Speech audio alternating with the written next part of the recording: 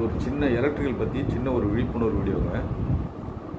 கணவன் மனைவி குழந்தைங்க எல்லாருக்கும் இந்த எலக்ட்ரிக்கலை பற்றி கொஞ்சம் ஸ்லைட்டாக தெரியணும் இல்லைங்களா, அதுக்காக இந்த வீடியோ கொடுக்குறேன். எலக்ட்ரிக்கலில் வந்து 2 பின் இருக்குது, 3 பின் இருக்குது. 2 பின்னா ப்ளஸ்ஸு மைனஸ்ஸு ரெண்டு தாங்க அதில் கனெக்ஷன் கொடுத்துருக்கோம். 3 பின்னா ப்ளஸ்ஸு மைனஸ்ஸு ப்ளஸ் இது கொடுத்துருப்பாங்க எர்த்து. இது எது ப்ளஸ்ஸு மைனஸ் இது ரெண்டுமே 2 ஒயரில் வருது இல்லைங்களா, அந்த 2 ஒயர்லேருந்து எடுத்து நம்ம பல்பு கொடுத்தோம்னா பல்பு எரியுங்க, ஃபேன் கொடுத்தோம்னா ஃபேன் எரியுங்க.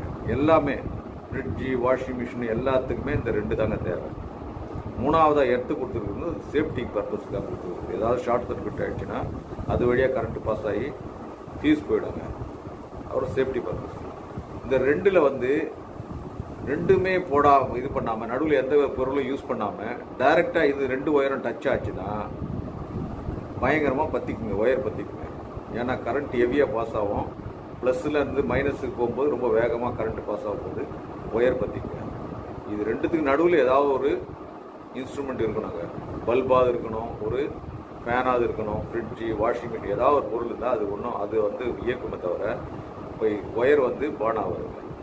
தப்பி தவறி பாடியில் டச் ஆகிடுச்சுன்னா அது வந்து கரண்ட் வந்து எர்த்துக்கு போய் எர்த்தில் இதுவாகிடும். பாடி மீன்ஸ் தட் இஸ் இந்த பொருளில் ஒரு ஃப்ரிட்ஜு வாஷிங் மிஷினில் அது பொருள் இரும்பு இல்லையா, இரும்பில் டச் ஆகிடுச்சுன்னா அது வந்து எர்த்து வழியாக போயிட்டு உங்களுக்கு சர்க்யூட் கட் பண்ணி விட்டுருக்கும். இந்த ஃபியூஸ் வந்து மெலிசாக போட்டிருப்பாங்க, எல்லோரும் உங்களுக்கு தெரியும். இதுதாங்க எலக்ட்ரிக்கல் இருக்கிற சேஃப்டி. அதனால் மிக ரொம்ப சேஃப்டியாக எலக்ட்ரிக்கல் பயன்படுத்துங்க. இதை பற்றி தெரிஞ்சுங்க. வேறு எதனா அதில் டவுட் இருந்தால் நீங்கள் கேளுங்க, நான் வந்து டிஸ்கிரிப்ஷனில் தரேங்க.